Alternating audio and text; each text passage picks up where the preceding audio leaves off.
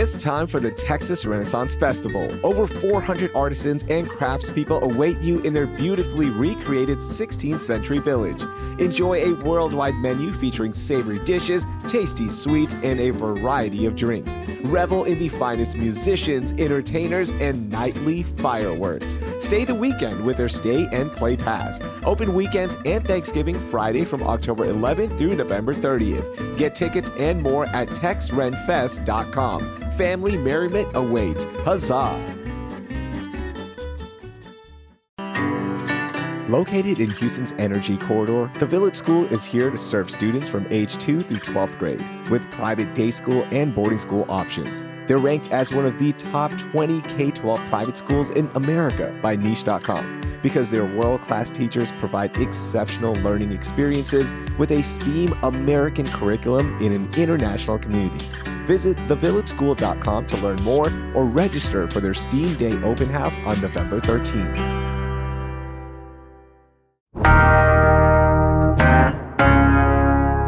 Today on CityCast Houston, it's Education Week. All week, we're going to be talking about education from childcare to workforce training and how it shapes our city's future. Today, we're kicking things off with a look at the new laws that will change Houston schools and colleges this year. And Education Week is brought to you by the Village School, where their student body represents 6 continents and over 90 countries. Learn more at thevillageschool.com. After the interview, I have a conversation sponsored by Switchyards about their new neighborhood work club in Montrose. Stick around to learn more. It's Monday, September 22nd. I'm Raheel Ramzanali, and here's what Houston's talking about. I've got Samantha Ketterer here with me, who covers higher ed at the Houston Chronicle. Samantha, what's up? How are you? I'm good. How are you? I'm doing great. I also have Jaden Edison, who reports on K-12 education for the Texas Tribune and also grew up in the Houston region. What's up, Jaden? Hey, what's going on? Thanks for having me. Absolutely. Let's jump into it, okay? Because there have been some big laws that seem to curtail freedom of speech and, in some ways, freedom of thought on college campuses and K-12 schools. Samantha, what's a big law that stood out to you? We are definitely seeing at least one contentious law called the Campus Protection Act, which is placing some restrictions, or I guess you could say standards, on campus speech. That's not something that's necessarily rare. Universities are able to restrict the time, manner, and place of expressive activities on campus. But this law, it's Senate Bill 2972, basically puts these standards into place for all universities and colleges to follow. So this came in response to the pro-Palestinian campus protests that happened in spring 2024. You probably remember them. There were hundreds of arrests around the country, including dozens at the University of Texas at Austin. So this law is meant, according to the people who signed it or authored it and signed it into law, it's essentially supposed to protect students from dangerous or disruptive behavior. But some people who oppose it say that it is going to muzzle speech. Now, is this like strictly for pro-Palestine protests, or is it overall? It's overall. So one of the most, I would say, eyebrow-raising parts, especially for critics, is this rule that any speech or expressive conduct that is protected by the First Amendment is prohibited on campus between 10 p.m. and 8 a.m. So that could be interpreted in a number of ways, but critics say it goes so far as to maybe ban music, prayer, journalism, just talking among friends in those overnight hours when students we know aren't necessarily asleep. They're still hanging out and having a lot of fun. So there's that. There's also this provision in the law that during the last 2 weeks of the semester, which is a really busy time where students are really cracking down and studying for finals and such, this provision that bans several types of expression in those last 2 weeks, including inviting speakers, using amplified sound, playing drums, other percussive instruments. And so, this is not limited to pro-Palestinian students. Jaden, any thoughts? Yeah, I think with public education here in Texas, you can pick your poison, right? It seems like this last legislative session was actually, the session about K-12 public education in particular. I think some of the things that, families probably care the most about, I think of libraries, right? It's been a huge, point of conversation and focus over the last few years. And what we saw this year was really the legislature basically saying it wants to put all the control over what books children read in schools, not only in the hands of parents, but also in the hands of people who live within the school district's parameters, right? And so I'm particularly thinking of a bill, the number Senate Bill 13, sweeping legislation that, if I were to break it down just into some simple points, some of the things that really stood out to me most was now it is state law that if a parent or someone who lives within, like I said, school district boundaries has an issue with a particular library book and wants to challenge that library book, which is now a formalized process, students, until that challenge is resolved, won't have access to those materials. And so you could think about potentially the different directions that could go depending on, who the people are in the community, what they may deem, quote unquote, patently offensive, which is some of the language used within the bill, so on and so forth. You also see within that bill a provision that now allows districts to create kind of somewhat of a parent advisory council, right? To take part in now a process if a district were to, opt into that, or if parents were to petition to create that, now to have parents and families making recommendations on books that should be added, should be removed. They'll have the ability to kind of review books, so on and so forth. And so if I were to summarize this, right, you think of what historically has been the job of a librarian, right, which their only job is not necessarily just scanning and checking in and checking out books, maybe contrary to what people may think. It's actually a very robust and rigorous process that historically librarians have already gone through on a year-to-year basis when it comes to reviewing what books are coming in and out of the school. Now, really families and parents and people who are really vested into the process now will have a lot more say than they did in years past. So when a book is marked as review, it will be off the shelves. How long is that process? Is there a timeline given? They have to take action on it'll be the 90th day after that written notice is submitted. So let's say, you submit what's now a written kind of challenge. What's going to happen then is that effectively triggers the process. And so from that point until the district makes some kind of response or ruling on it, whether to, pull the book or to keep the book on the shelves, that students cannot access that, right? And so I think some of the concern that people have about that is that if, you have in some scenario who people would think is, say, I don't know, bad faith actors or whomever it may be, who raise a challenge to say To Kill a Mockingbird, which is a classic that a lot of people are required to read, maybe Great Gatsby, something like that. There's concern that you're going to have kids who don't have access, to those things during that time. And so obviously you can see where some of that conflict kind of comes about.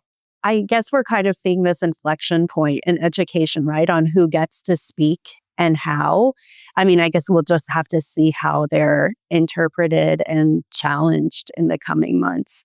It seems like the power, who gets to control things, that's happening on the university level as well with the boards, right? Tell me about that and tell me how that's going to impact faculty and students. Yeah, so this is definitely not something that will be, I think, felt by students in the immediate time, but it could have these long-lasting effects.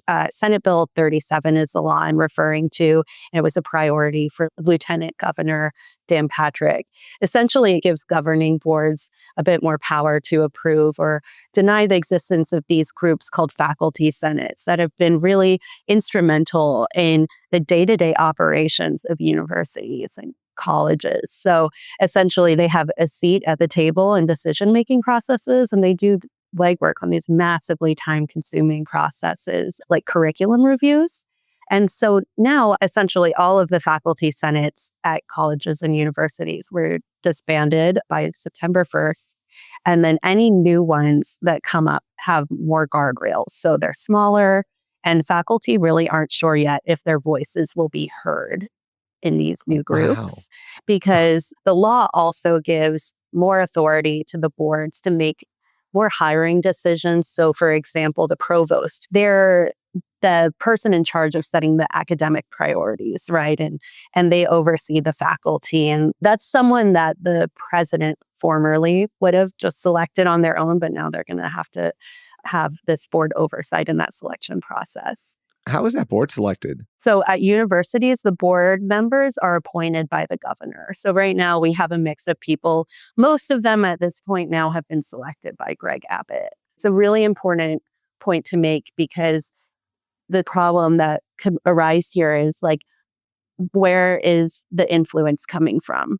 And some people might say that the regents and board members have more influence. That could be, I think, at least some people have thoughts on where they might be getting their direction. And that's not for us to say. We're not in those rooms. This is all interesting. What it reminds me of, I mean, when you think about K-12, is Senate Bill 12, right? Which is a bill that is really a sweeping law that has already had kind of immediate kind of ramifications at the school district level, banning basically all diversity, equity, and inclusion initiatives, on public school campuses, which builds on what happened at the higher education level in years past. And, this law in particular is really fascinating. And one way you've seen that manifest are these different kinds of, what lawmakers are calling kind of these quote unquote parental rights provisions, right? And I know some people get concerned about that term because the question becomes, whose parents are you listening to? But nonetheless, just to kind of set the scene for you is, you've seen all throughout that law a lot of power similar to the library book process that we talked about that puts a lot of power in the hands of parents. Now, what's happening is that school districts, they're taking the law at, at its word, right? And there are particular things, like I'm thinking off the top of my head, for example, there is a need for parental consent whenever there is going to be any kind of administering of health-related services. So think of your school nurses, right? Anytime a kid comes into their office, now these school districts are sending out these parental consent forms, having to detail all the various kinds of services that they provide. And parents are now either signing consent to say, I'm okay with my kid getting care from the nurse's office, or for these particular things, I'm not. Now, what's happening on the ground is, and when you're seeing that manifest, is that a lot of nurses now are kind of afraid because now they're taking, healthcare services in a literal sense, meaning if a kid comes into the office, is bleeding and needs a bandage, am I going to be penalized under this law for giving them a Band-Aid? And so you're seeing that play out in actual real time, quite literally. I mean, there was a letter recently sent to the Texas Education Commissioner from lawmakers who authored the bill, asking the commissioner to send out guidance to clear up some of the confusion. So real quick, since this taping, the TEA has issued guidance and is urging districts to practice common sense with basic care, but parental consent is still required for medical treatment, medical procedures, dispensing medication, or administering a psychological or psychiatric test or treatment. So I wanted to point that out. Let's get back to the interview. Again, that's kind of a very specific example and really a sweeping law that when you talk about not just diversity, equity, inclusion initiatives, but, again, trickling down to, again, how school nurses feel about some of the fears that they have, operating, within their workspace. There's also a ban on, LGBTQ plus student clubs, right? Which we know, if you've been paying attention at all to, some of the local kind of school board politics over the last few years, it's been a huge kind of point of conversation about the use of pronouns and library books, right? As we talked about earlier, all those different things, really sweeping law. And so again, what we've seen at the higher ed level in relation to these same offices, right? Diversity, equity, inclusion, offices meant to really, as people, who benefited from those programs, who really made it clear, these are things that really foster community on our campus, right? It helped, certain people, feel included. That's something that lawmakers really want to clamp down on at the higher ed level. And now what you saw this legislative session was really a clamping down and extension of that, into public school classrooms. I'm curious to get y'all's thoughts on this. How is this going to change the student experience long term, right? When we get this dialed in with both of the laws that y'all mentioned, how is this going to play out in schools and with politics involved? I mean, I think like Jaden said, because some of these laws are so sweeping and in some instances a little vague, there are these major elements of compliance, right? Where the universities are now being held accountable for following these laws, right? And so that means lawyers having to come in and check and make sure everything is how it should be. And That has led to, I think Jaden mentioned the DEI law in higher ed, which was in 2023. That led to what a lot of students felt was overcompliance on their campuses and kind of like this preemptive censorship. I don't know if, Jaden, you think that's what's going to happen in K-12 as well. I think as far as the campus speech issue goes, I haven't seen any major protests on campuses yet. I'm waiting for the first ones to pop up and see how those are handled. But, we're already at this point where students are really concerned. We have these federal mandates that have made students worried of their immigration status, especially. And so a lot of these students, for example, who protest and pro-Palestine protests are foreign students. And so being on campus and being in this kind of public setting, I think is concerning for a lot of them. And so I do wonder if we'll see more of those students kind of stand back or not be as active in speech as they would have been. I do think, this lawsuit by UT Austin and UT Dallas might indicate like where and how students are able to move going forward. In a lot of ways, what we're seeing now is a continuation of things that have already kind of been triggered in more recent years, right? When you ask about kind of the impact and how this is going to manifest in public schools, I think back to, law from a few years ago that really restricts how schools can go about teaching race, the history of America's history of racism and slavery and things of that nature. That already has had a chilling effect. But I've spoken with curriculum directors who've been very clear that, when we go about teaching history in our classrooms now, we really have to be careful and aware of who's in our classroom, right? And certain things that, even if it's the truth or something that is historically accurate, we have to make sure we address that in a very kind of sensitive way because we don't want to violate the law.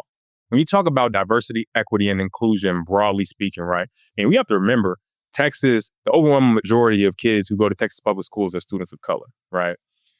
Also, the overwhelming majority of kids, in Texas are also on free or reduced price lunch, which basically is an indicator of low income and poverty, right? Honestly, Texas, historically speaking, has been scrutinized for its underreporting of the number of students who are identified to have disabilities, right? Which was a lot of reporting on the Houston Chronicle, some years ago and whatnot. And I'm saying all that to say is like, Texas's student population is very diverse, right? Mm-hmm. So for you, Jaden, what does that mean ultimately? Ultimately, does this mean? There was debate in the legislature earlier this year as to whether or not, and I kid you not, this is the exact example, right? Or whether or not a Black student benefits from having a Black teacher, right? Now, if you talk to people who've studied any kind of education, there's clearly a correlation between the two in terms of, students who have teachers who look like them and understand their experiences tend to do better in the classroom, right? But there are just certain questioning of things that have really been long established. And a lot of that, again, it's really lawmakers clamping down on how schools go about engaging with these topics. It's trickled down to curriculum, right? With, the state has a new optional curriculum infused with kind of biblical lessons, but also that has received a lot of criticism for what people feel like really, whitewashes America's history of slavery and racism, right? Teaching about, how the founding fathers fought so all people could be free without mentioning that many of them enslaved people. And so ultimately, we'll see what happens here, in the coming months. But I think you've already seen the foundation kind of established over the last few years. And what we're seeing today is only a continuation of things that have already been in play, again, for years at this point.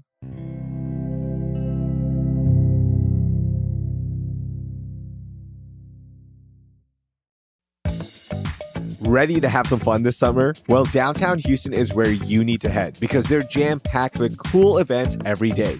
I love a good workout, and downtown Houston has so many free fitness classes.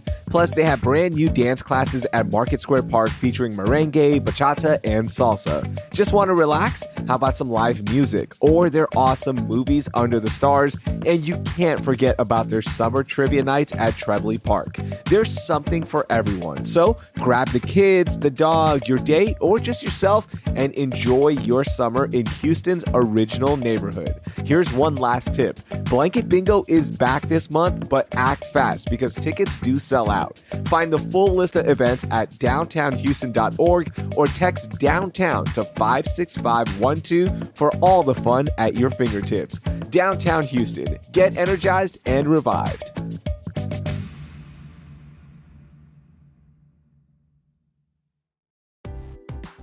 Learning a new language opens the door to new friends, new cultures, maybe even a whole new life. So why not start that journey today? I'm CityCast CEO David Plotz, and I'm learning Spanish with Babbel. Babbel's conversation-based technique quickly teaches you useful words and phrases about the things you actually talk about in the real world. I've been practicing my Spanish with Babbel's AI conversation partner. I can choose my conversation topic and have a real-time dialogue. It's great at helping me think on my feet, and it's improving my pronunciation. Also, it's really easy to do anytime on my phone using Babbel's excellent mobile app. It's just one of the many fantastic Babbel tools for learning. Plus, Babbel has a real-time feedback, progress trackers, and handy visualizations, all of which make it really easy to stay motivated to learn. I want you to learn another language. So CityCast is teaming up with Babbel to gift you 55% off subscriptions, but only for our listeners at babbel.com/citycast. Get up to 55% off at babbel.com/citycast. Spelled BABBEL.com/citycast. Babbel.com/citycast. Rules and restrictions may apply. This show is brought to you by Wise, the app for international people using money around the globe. With Wise, you can send, spend, and receive up to 40 currencies with only a few simple taps and save up to 55% compared to major banks. Plus, Wise won't add hidden fees to your transfer. Whether you're buying souvenirs with pesos in Puerto Vallarta or sending euros to tip your Coliseum tour guide, you know you're getting a fair exchange rate with no extra markups. That's what makes Wise the fast, affordable way to use your money around the globe. Wise also offers 24/7 live support, and they run over 7 million daily checks to catch and prevent fraud, so you know your money is where it's supposed to be. Be smart. Join the 15 million customers who choose Wise. Download the Wise app today or visit wise.com. Terms and conditions apply. A lot of these laws have gotten criticism, but I do want to talk about some bright spots. What do you think are some laws that are going to make the student experience better? Sam, I'll start with you. Sure. Well, higher education is really concerned lately with the workforce. And it sounds like you guys are going to be looking into that later in your educational series, which is awesome. But basically, there are a slew of laws that were passed this year that will give students, I think, more access in the application cycle. So one of the big ones is basically making students have a fresh start, quote unquote, fresh start. So they can wipe any courses or grades that are at least 5 years old from their applications. Formerly, it would have been that they could waive college grades and credits that were 10 years old. And, you know, a lot can change between 5 and 10 years ago. I think about myself, I was probably a totally different person then. And so I'm thinking of a few populations that could be affected. Maybe people who were in workforce or associates programs who maybe got some bad grades, maybe weren't in a great place in life. And those grades would reflect poorly on them now if they're trying to seek a higher credential. So essentially, like the rub here is that colleges need to fill these workforce gaps, and they're not going to be able to do that if they're preventing students from going to college in the first place who really have the ability and qualifications to be there and the drive. Yeah, that's a good thing. That's a really good thing. And that means more people are applying to these programs and more people are partaking, right, with these careers and are involved. That's fantastic. There is definitely a concern in higher education about a coming enrollment cliff.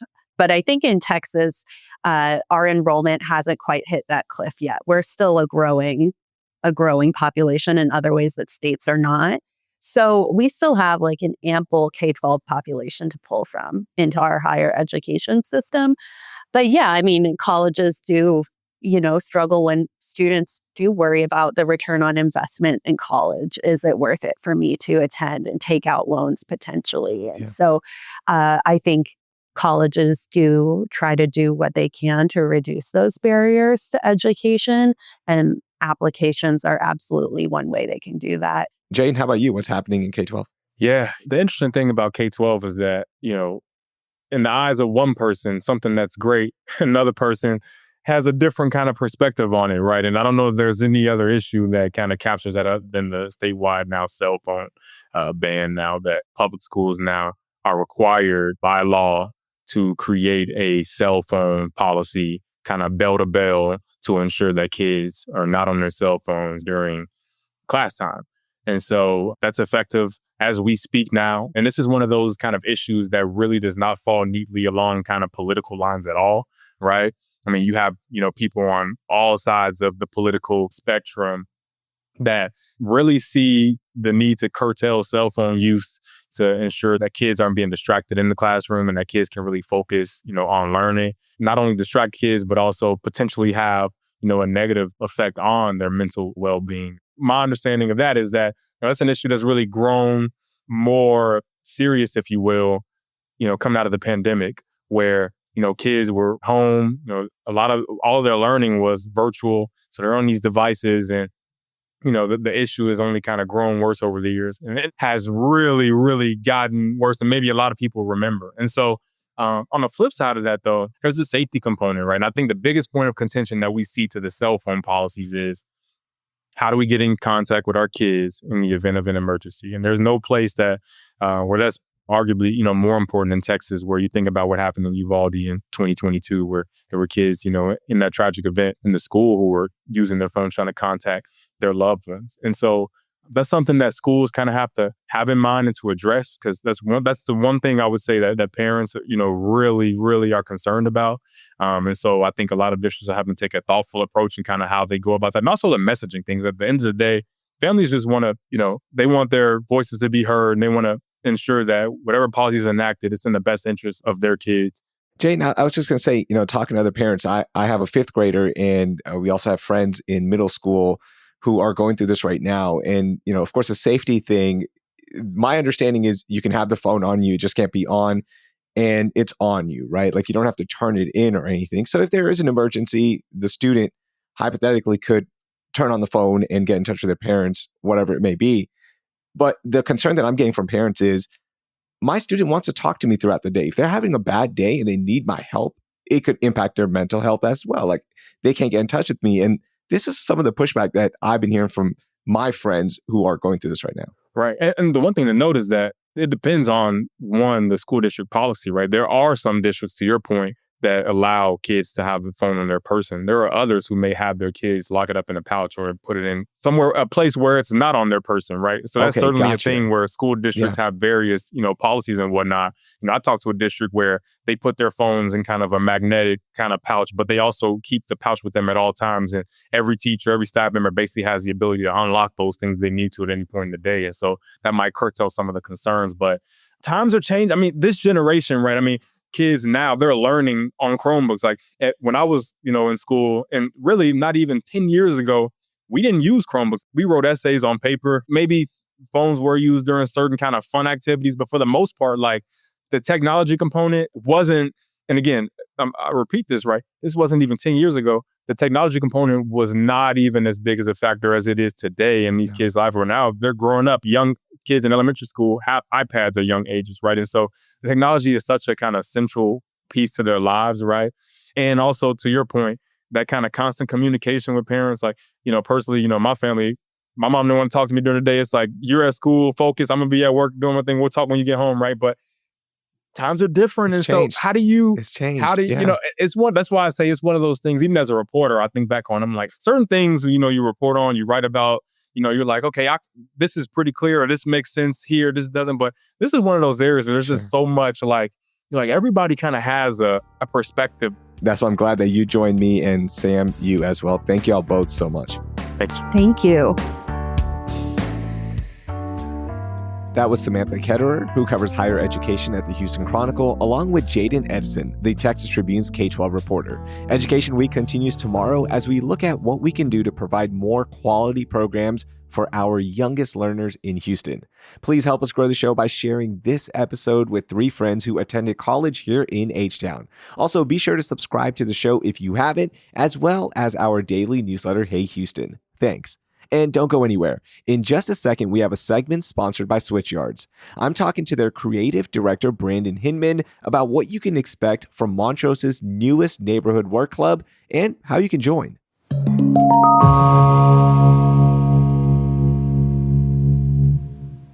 Brandon, what's up, man? Welcome into CityCast Houston. Thanks for having me, Raheel. Brandon, tell me, what is Switchyards? Switchyards is the world's first neighborhood work club, and we're bringing one to Houston. Oh, this sounds exciting. Okay, a work club is something I'm not familiar with. So, what exactly is it? Is it co-working? Tell me. A work club is, for us, the best parts of a coffee shop, a college library, and a boutique hotel lobby, all put together in one space, opened up in residential neighborhoods where people actually live and want to spend time.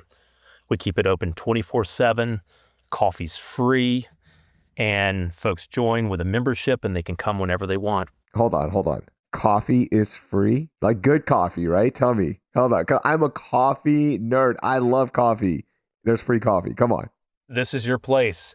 Free coffee, and we partner with local top shelf roasters everywhere that we open a Switchyards. In Houston, we'll be working with Greenway and Tenfold, and it's unlimited, as much as you want, whenever you want it. Wow. 24/7, and there is a membership fee. So who is this exactly good for?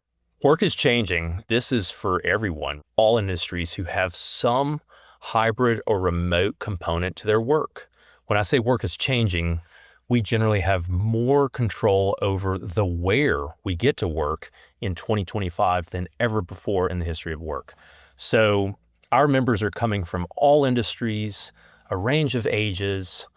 Some are popping in once a week, some are using it more, some less, but using that space to get out of the house, a third place for work, to focus and get it done. That sounds so exciting. Now, this will be the first one in Houston, right? So for our listeners, paint a picture for them. They walk in to Switchyards for the first time. What did they see? What can they expect? They're going to walk in and see a very large, beautiful space that's been carved into unique moments.